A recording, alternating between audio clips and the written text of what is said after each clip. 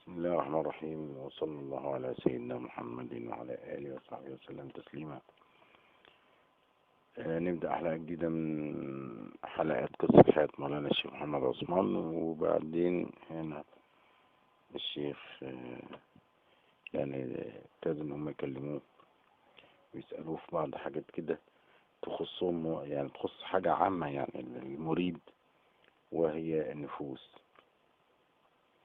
قالوا له ايه هي النفوس دي يا عم الشيخ بتاع. وبعدين حتى في القصيدة يقول لك كم أنذرتكم بقتل النفوس. يعني قتل النفوس دي مهمة جدا. ربنا قال في القرآن اقتلوا أنفسكم، مش اقتلوا أنفسكم يعني في كلمة النفس يعني البني آدم، وفي النفس اللي هي زي النفس الأمارة بالسوء. الشيء بيقول أولها الأمارة شأنها تأمر بالعصيان، يعني تؤمر الإنسان إن يعصى ربه، إن يعمل معصية، يبقى مسلم كله لكن يعمل معصية.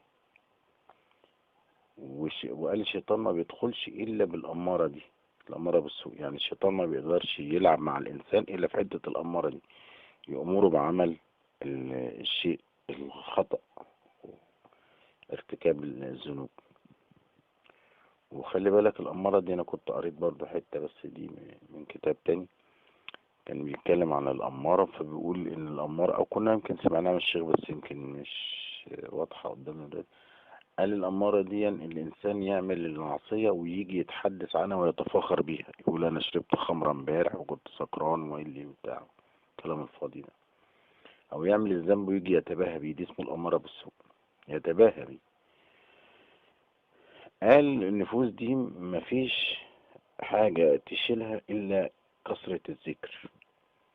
قال مفيش في الكون حاجة تشيل النفوس دي إلا كثرة الذكر، لأن كثرة الذكر هي اللي بتمسح وتنظف النفوس. فبيقول إن هي حتى في القصيدة يقول أمارة بالسوء بئس شرابها، فهي الزعاف، يعني هي السم وقمة البلواء، وهي أكبر بلوى. شفت بقى في المعنى بتاعها صعب ازاي. قال في قتلها نعم الثواب لقاتل، عنكم أماط مصادر الإيذاء، أو أميط مصادر الإيذاء، أو لا، هي أماط مصادر الإيذاء. مين اللي أماط؟ اللي هو صاحب اللي واخد العهد، يعني صاحب الطريقة بشله الأمارة دي.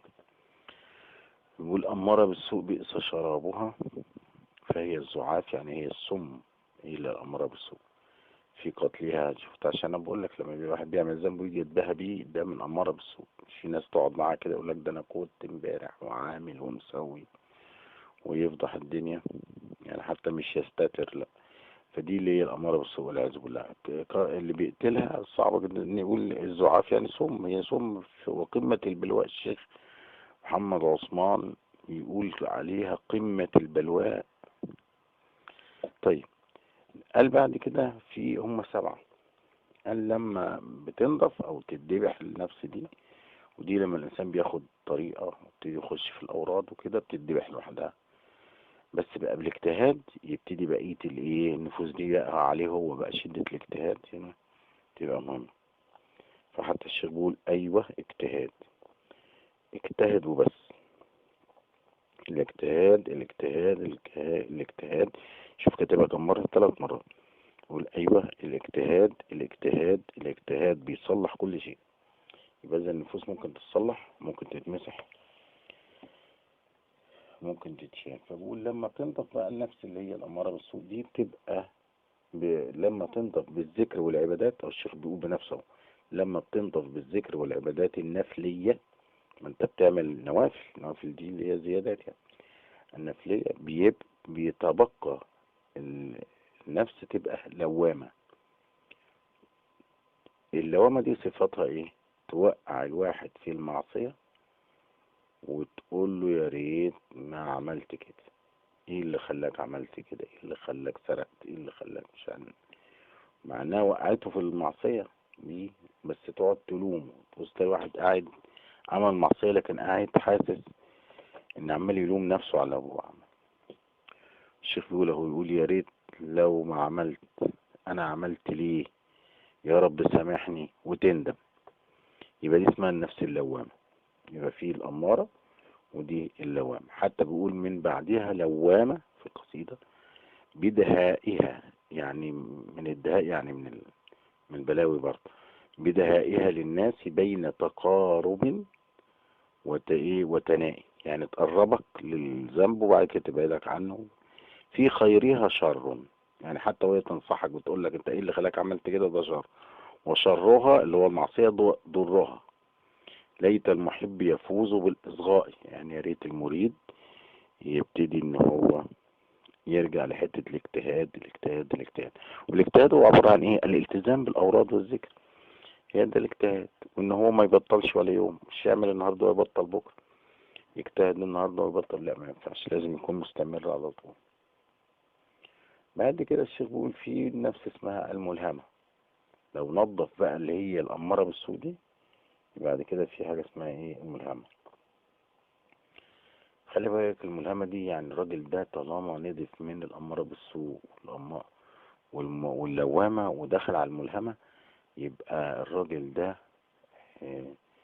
يعني فلح أو شاطر. فيقول الملهمة تلهم صاحبها بفعل الخيرات لأنها نضفت، يعني الراجل ده قلبه نضف، قال نضفت كتير.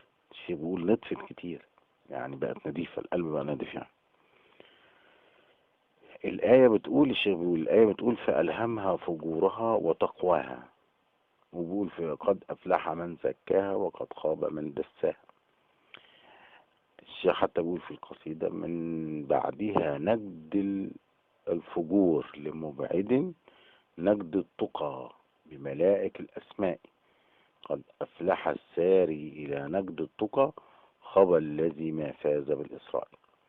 يبقى الراجل ده اللي في الملهمة ده بيقرأ أوراد ومتنظف وتمام، لدرجة إن في ملائكة كمان أهو التقى بملائكة الأسماء، ملائكة الأسماء تنزل عليه. بس خلي بالك ممكن هو يعمل ياخد إلهام فجور أو تقوى، يبقى لازم يكون هنا حذر جدا بقى. يبقى لازم هنا عنده مراقبة شديدة لشيخه عشان يقدر يميز بين ان اللي هيعمله ده فجور ولا تقوى. خد بالك هنا برضه يبقى اسمها نفس برضه، بس فيها ايه؟ ملائكة الأسماء، يعني فيها كمان ملائكة بتنزل، بس انت ممكن تسخر الحاجات دي لخير أو تسخرها لشر يعني من عندي الكلام ده.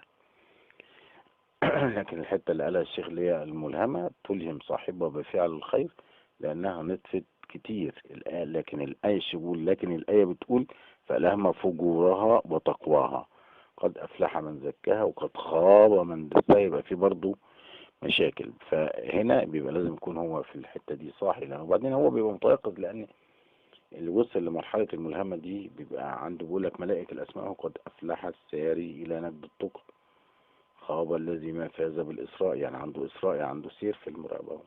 بعد كده المطمئنة، الشيخ يقول لقت فيضات من ربنا واطمأنت، دي اسمها المطمئنة.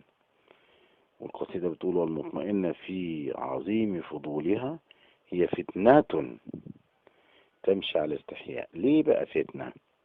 يعني كان شرح لنا مرة كده في الدردشة، قال لك فتنة لأن أنت بتركن على كده. مطمئن، واحد قاعد يقول لك ده الواحد ده قاعد ومطمئن، واخد بالك؟ يعني مطمئن ليه؟ لأن اطمئن بقى بإيه؟ بإن هو بقى مرتاح، مش عايز يمشي لقدام تاني. يبقى هنا عطل، يبقى هنا ركن في الحتة دي وعطل، فبرضه يعتبروها إيه؟ يعتبروها إن هي وبعدين قال لك الراضية بقضاء الله، الراضية بقى الراضية والمرضية، راضية بقضاء الله في الوجود كله وما ينازعش ربنا في أحكامه، بقت إيه؟ راضية. يعني أي حكم ربنا بينزله، مثلا جه على الناس ده شيء معين أو حصل حاجة في الكون أو بتاع، هو بيبقى مش معترض على الشيء ده، اسمه راضية. والمرضية انت رضيت عن ربنا، ربنا راضي عنك، يعني كده وصل لمرحلة عالية جدا جدا جدا، وده جميل جدا.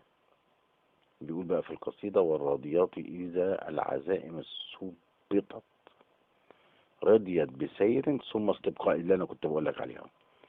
رضيت بسير ثم استبقاء الراضية، هي مبسوطة بس إيه، كانت ماشية وسايرة إلى الله، وبعدين وقفت عند حتة، واخد بالك الحتة دي اللي هي راضية والمرضية، وهو مبسوط إنه وقف عند الحتة دي وخلاص على كده. زي ما يكون واحد ماشي راح مسافر، جه عند جنينة وقف قعد يتفرج على الزهور وسيبت على كده، مش عايز يكمل سفر. لا لا، عشان كده هي غلط. يعني برضو على ما انها كده لكن راضية ومرضية، فلكن هي ماشية كويس بس المفروض يكمل. ثم التي قبلت على علاتها في نحرها يبدو أجل فدائي، من بعدها يحيى المريد بفطرة، ذاك الفطام وذاك أتم عطائي. حتى يعني بعد كده بتنحر النفس الكاملة دي، والمريد بيشوفها في رؤيا أو حاجة أو بتاع، خد بالك. بيقول حتى التعليق اللي هو قاله يعني أجمل تعليق من في ألفاظ القصائد اللي حصلت على النفس، بيقول: وعند زوال الحس فالجرح فرحة، فذي رتب فيها اتساع المدارك. شوف الشيخ بيقول كلام خطير خالص. بيقول: وعند زوال الحس، ما هو مين غيره يقول كلام زي ده؟ عند زوال الحس يعني عند نحر الكاملة دي، فالجرح ده فرحة، فذي رتب فيها اتساع المدارك، يعني خلاص ما فيش نفس بقى عنده خالص، ولا سبع نفوس خالص، يبقى ما عندوش أي ذنوب، خلاص بقى اتطهر من كل حاجة. فذي رتب فيها اتساع المدارك، ياخد بقى تجليات الهية. وبيقول حتى على النفس الأمارة بالسوء، السوء ما لا يستطيع الشيخ يقتل جمعها أو بعضها لو كان ذا إخفاء، يعني لو كان شيخ غفلان كده ما ينفعش يقتل النفس الأمارة بالسوء دي. لكن نرجع تاني ونقول على حتة عند زوال الحس فالجرح فرحة. حتى الشيخ معلق هنا حتى تعليق جميل أوي، بيقول إيه بقى؟ بيكلموه عن النبي صلى الله عليه وسلم. بيقول حتى النبي يقول لا يدخل أقسم القدوس ألا يدخل حضرته أرباب النفوس، اللي عنده نفوس ما ينفعش خلاص. فليه قال؟ لأن النفوس دي، لأن النفس دي هو الخطاب للتطهير بتاع النفس. أصل النفس هو المصيبة كلها في النفس، وطالبنا بالاجتهاد والذكر والعبادات النفلية عشان نتخلص من الأنفس. النفس عدو لله، عدوة الله، وعدو الله طبعا بتاع إبليس. يعني عدو الله مين يساعده؟ إبليس. فلذلك الحضارات الإلهية والعدو ما يتفقوش، يعني العدو ربنا ما يخشش حضرة إلهية أبدا. أقسم القدوس ألا يدخل حضرتي أرباب النفوس. هذا مثل عن النبي صلى الله عليه وسلم في موضوع كده بسيط. الأنفس كلها المصايب في الأنفس، يعني المصايب كلها في النفس. فعلا كل الناس بترتكب ذنوب بسبب الأمارة بالسوء. الأمارة بالسوء دي تأمرهم يعملوا مساوئ، وتبقى مشاكل بقى بعد كده تميل ذنوب، وذنوب تجيب الذنوب لحد ما يخش جهنم بسبب الأمارة بالسوء دي. فقال على الأنبياء كلهم ما عندهمش نفوس خالص، لذلك هم معصومين. ليه؟ قال: وما علمناه الشعر، ربنا قال في القرآن عن النبي صلى الله عليه وسلم: وما علمناه الشعر وما ينبغي له، يعني ما ينفعش يقول. وما علمناه الشعر، ما علمناهوش، لأنه قالوا عن النبي صلى الله عليه وسلم شاعر. قال ده هو ما علمناهوش الشعر احنا، ولا ينبغي له، مش هيعرف، يعني لو حاول يقول شعر مش هيعرف. ليه؟ للنبي عليه الصلاة والسلام ما علمناه الشعر. هو الشيخ بيقول اهو وما ينبغي له، معناه مش كده. النفس الأول الثاني الثالث الرابع الخامس السادس السابع، 7 نفوس ماشيين من النبي. محدش عنده أنفس من الأنبياء مخلصين مخلصين مخلصين مخلصين. ربنا يقول في المصحف: خلصوهم خلصوا من الأنفس دي. وبعدين لما شالوا منهم الأنفس كلها راح يبقى شاعر. كيف يقول لك ده يبقى شاعر ازاي؟ لأن الشعر من النفس، يعني النفوس هي برضو ايه، الشعراء بيقعدوا يتكلموا شعر الاشعار بتاعت الحب والمحبة وبتاع ده من النفوس. راح يبقى صاحبه معصية، صاحب معصية كيف؟ طب لما هو اساسا ما بيعرفش يكتب شعر عشان يبين ان هو عنده نفوس حتى ولو حتة كده، قال طب يرتكب معصية ازاي؟ خد بالك بقى من الناس اللي هيضربوا ده عشان نفهم بقى ان لما تشال النفوس دي، المعصية من النفس. يعني اذا واحد عميان، يعني واحد اعمى ما بيشوفش ولا السماء ولا الارض، ولا شايف سماء ولا شايف ارض، اعمى، تقول له شوف، خد شوف الاشياء دي، مش ممكن. يعني مش معقول واحد لا شايف اعمى خالص تقول له خد شوف الاشياء دي، ازاي هو هيرتكب ذنب؟ ما يصحش، مش كده. واحد ما عندوش نفس يعصى ازاي؟ ما ينفعش، لان النفس هي اللي بتؤمر كده. لما تطهر النفوس دي خلي بالك بتتبدل صفات النفسية صفات إلهية سبعة، اللي هو قادرا وعالما ومتكلما ومريدا.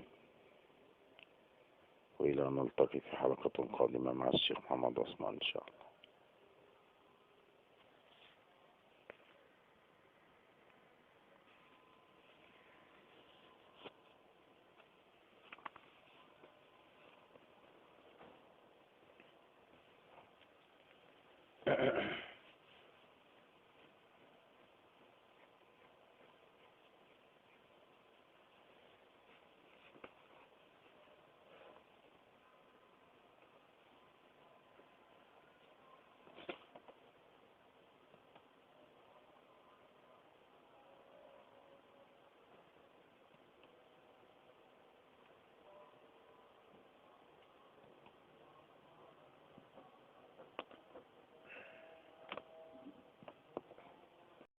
رؤيا أو حاجة أو بتاع، خد بالك بيقولوا حتى التعليق اللي هو قاله يعني أجمل تعليق من في ألفاظ القصائد اللي حصلت على النفس، بيقول وعند زوال الحس فالجرح فرحة، فذي رتب فيها اتساع المدارك. شوف الشيخ بيقول كلام خطير خالص، بيقول وعند زوال الحس، ما هو مين غيره يقول كلام زي ده؟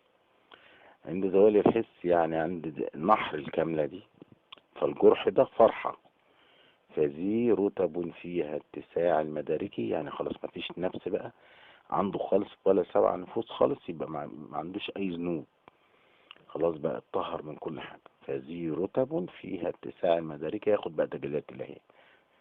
وبيقول حتى على النفس الأمارة بالسوء، السوء ما لا يستطيع الشيخ يقتل جمعها أو بعضها لو كان ذا إخفاء، يعني لو كان شيخ غفلان كده ما ينفعش يقتل النفس الأمارة بالسوء دي.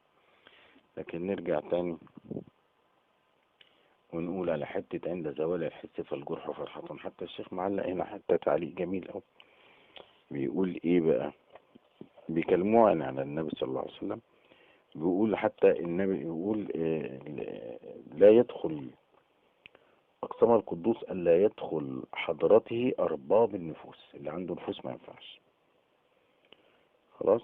فليه قال؟ لأن النفوس دي، قال لأن النفس دي هو الخطاب للتطهير بتاع النفس. أصل النفس هو المصيبة كلها في النفس، وطالبنا بالاجتهاد والذكر والعبادات النفلية عشان نتخلص من الأنفس. النفس عدو لله، عدوة الله، وعدو الله طبعا بتاع إبليس. يعني عدو الله مين يساعده؟ إبليس. فلذلك الحضارات الإلهية والعدو ما يتفقوش، يعني اللي عدو ربنا ما يخشش حضرة إلهية أبدا. أقسم القدوس ألا يدخل حضرتي أرباب النفوس. هيضرب مثل عن النبي صلى الله عليه وسلم في موضوع كده بسيط، الأنفس كلها المصايب في الأنفس، يعني المصايب كلها في النفس. فعلا كل الناس بترتكب ذنوب بسبب الأمارة بالسوء. الأمارة بالسوء دي تأمرهم يعملوا مساوئ، وتبقى مشاكل بقى بعد كده تميل ذنوب، وذنوب تجيب ذنوب لحد ما يخش جهنم بسبب الأمارة بالسوء دي. فقال على الأنبياء كلهم ما عندهمش نفوس خالص، لذلك هم معصومين. ليه؟ قال وما علمناه الشعر، ربنا قال في القرآن عن النبي صلى الله عليه وسلم وما علمناه. هنا بيبقى لازم يكون هو في الحتة دي صاحي، لأنه وبعدين هو بيبقى متيقظ، لأن اللي وصل لمرحلة الملهمة دي بيبقى عنده، بيقول لك ملائكة الأسماء قد أفلح الساري إلى نجد التقى. خاب الذي ما فاز بالإسراء، يعني عنده إسراء، يعني عنده سير في المراقبة. بعد كده المطمئنة، الشيخ يقول لقت فيضات من ربنا واطمأنت، دي اسمها المطمئنة. والقصيدة بتقول والمطمئنة في عظيم فضولها هي فتنة تمشي على استحياء. ليه بقى فتنة؟ يعني كان شرح لنا مرة كده في دردشة، قال لك فتنة لأن أنت بتركن على كده. مطمئن، واحد قاعد يقول لك ده الواحد ده قاعد ومطمئن أوي، واخد بالك؟ يعني مطمئن ليه؟ لأن اطمئن بقى بإيه؟ بإن هو بقى مرتاح، مش عايز يمشي لقدام تاني. يبقى هنا عطل، يبقى هنا ركن في الحتة دي وعطل، فبرضه يعتبروها إيه؟ يعتبروها إن هي وبعدين قال لك الراضية بقضاء الله، الراضية بقى، الراضية والمرضية، راضية بقضاء الله في الوجود كله، وما ينازعش ربنا في أحكامه، بقت إيه؟ راضية. يعني أي حكم ربنا بينزله، يعني مثلا جه على الناس ده شيء معين، أو حصل حاجة، أو حصل حاجة في الكون أو بتاع، هو بيبقى مش معترض على الشيء ده، اسمه الراضية. والمرضية انت رضيت عن ربنا، ربنا راضي عنك، يعني كده وصل لمرحلة عالية جدا جدا جدا، وده جميل جدا. بيقول بقى في القصيدة والراضيات إذا العزائم سبطت رضيت بسير ثم استبقاء، اللي أنا كنت بقول لك عليها. رضيت بسير ثم استبقاء الراضية، هي مبسوطة بس إيه؟ كانت ماشية وسايرة إلى الله، وبعدين وقفت عند حتة، واخد بالك؟ الحتة دي اللي هي راضية والمرضية، وهو مبسوط إنه وقف عند الحتة دي وخلاص على كده. زي ما يكون واحد ماشي راح مسافر، جه عند جنينة وقف قعد يتفرج على الزهور وسيبت على كده، مش عايز يكمل سفر. لا لا، عشان كده هي غلط. يعني برضو على ما انها كده لكن راضية ومرضية، فلكن هي ماشية كويس، بس المفروض يكمل. ثم التي قبلت على علاتها في نحرها يبدو أجل فدائي، من بعدها يحيى المريد بفطرة، ذاك الفطام وذاك أتم عطائي. حتى يعني بعد كده بتنحر النفس الكاملة دي، والمريد بيشوفها في أماطة مصادر الإزاء. مين اللي أماط؟ اللي هو صاحب اللي واخد العهد، يعني صاحب الطريقة بشله الأمارة دي.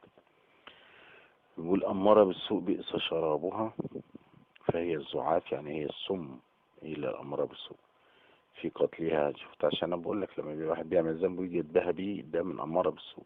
في ناس تقعد معاه كده يقول لك ده أنا كنت امبارح وعامل ومسوي، ويفضح الدنيا، يعني حتى مش يستتر، لا.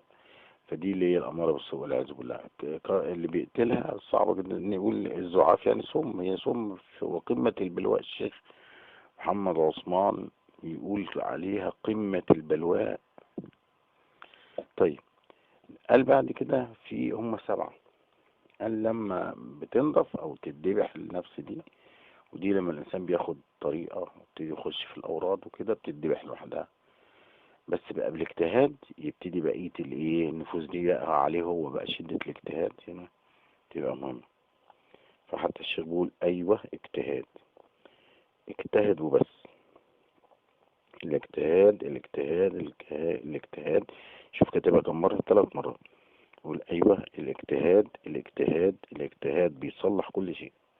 يبقى إذا النفوس ممكن تتصلح، ممكن تتمسح، ممكن تتشال. فبقول لما تنضف بقى النفس اللي هي الأمارة بالسوء دي بتبقى لما تنضف بالذكر والعبادات، أو الشيخ بيقول بنفسه لما بتنضف بالذكر والعبادات النفلية، ما انت بتعمل نوافل، النوافل دي اللي هي زيادات يعني النفلية، بيتبقى النفس تبقى لوامة. اللوامة دي صفتها ايه؟ توقع الواحد في المعصية وتقول له يا ريت ما عملت كده، ايه اللي خلاك عملت كده، ايه اللي خلاك سرقت، ايه اللي خلاك مش عارف. معناه وقعته في المعصية دي، بس تقعد تلومه. تبص تلاقي واحد قاعد عمل معصية لكن قاعد حاسس ان عمال يلوم نفسه على ابوه عمل. الشيخ بيقول اهو، يقول يا ريت لو ما عملت، انا عملت ليه، يا رب سامحني، وتندم. يبقى دي اسمها النفس اللوامة. يبقى فيه الأمارة ودي اللوامة. حتى بيقول من بعدها لوامة في القصيدة بدهائها، يعني من الدهاء يعني من البلاوي برضه، بدهائها للناس بين تقارب وتنائي، يعني تقربك للذنب وبعد كده تبعدك عنه. في خيرها شر، يعني حتى وهي تنصحك بتقول لك انت ايه اللي خلاك عملت كده، ده شر. وشرها اللي هو المعصية ضرها. ليت المحب يفوز بالإصغاء، يعني يا ريت المريد يبتدي ان هو يرجع لحتة الاجتهاد. والاجتهاد هو عبارة عن ايه؟ الالتزام بالأوراد والذكر، هي ده الاجتهاد. وان هو ما يبطلش ولا يوم، مش يعمل النهارده ويبطل بكره، يجتهد النهارده ويبطل، لا ما ينفعش، لازم يكون مستمر على طول. بعد كده الشيخ بيقول في نفس اسمها الملهمة. لو نظف بقى اللي هي الأمارة بالسوء دي، بعد كده في حاجة اسمها ايه؟ الملهمة. خلي بالك الملهمة دي يعني الراجل ده طالما نضف من الأمارة بالسوء واللوامة ودخل على الملهمة، يبقى الراجل ده يعني فلح أو شاطر. فبيقول الملهمة تلهم صاحبها بفعل الخيرات لأنها نضفت، يعني الراجل ده قلبه نضف، قال نضفت كتير، الشيخ بيقول نضفت كتير، يعني بقت نضيفة، القلب بقى نضيف يعني. الآية بتقول، الشيخ بيقول الآية بتقول فألهمها فجورها وتقواها، وبيقول في قد أفلح من زكاها وقد خاب من دساها. الشيخ حتى بيقول في القصيدة من بعدها نجد الفجور لمبعد نجد التقى بملائك الأسماء، قد أفلح الساري إلى نجد التقى خبى الذي ما فاز بالإسراء. يبقى الراجل ده اللي في الملهمة ده بيقرأ أوراد ومتنظف وتمام، لدرجة إن في ملائكة كمان أهو التقى بملائك الأسماء، ملائكة الأسماء تنزل عليه. بس خلي بالك ممكن هو يعمل ياخد إلهام فجور أو تقوى، يبقى لازم يكون هنا حذر جدا بقى، يبقى لازم هنا عنده مراقبة جديدة لشيخه عشان يقدر يميز بين ان اللي هيعمله ده فجور ولا تقوى.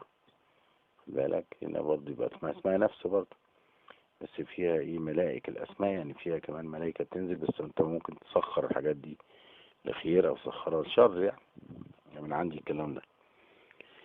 لكن الحتة اللي قالها الشيخ اللي هي الملهمة تلهم صاحبها بفعل الخير لأنها نطفت كتير. الآية لكن الآية بتقول، لكن الآية بتقول فألهم فجورها وتقواها قد أفلح من زكاها وقد خاب من دساها، يبقى في برضه مشاكل. بسم الله الرحمن الرحيم، وصلى الله على سيدنا محمد وعلى آله وصحبه وسلم تسليما. نبدأ حلقة جديدة من حلقات قصة حياة مولانا الشيخ محمد عثمان. وبعدين هنا الشيخ يعني ابتدوا ان هم يكلموه ويسألوه في بعض حاجات كده تخصهم، يعني تخص حاجة عامة يعني المريد، وهي النفوس. قالوا له ايه هي النفوس دي يا عم الشيخ بتاع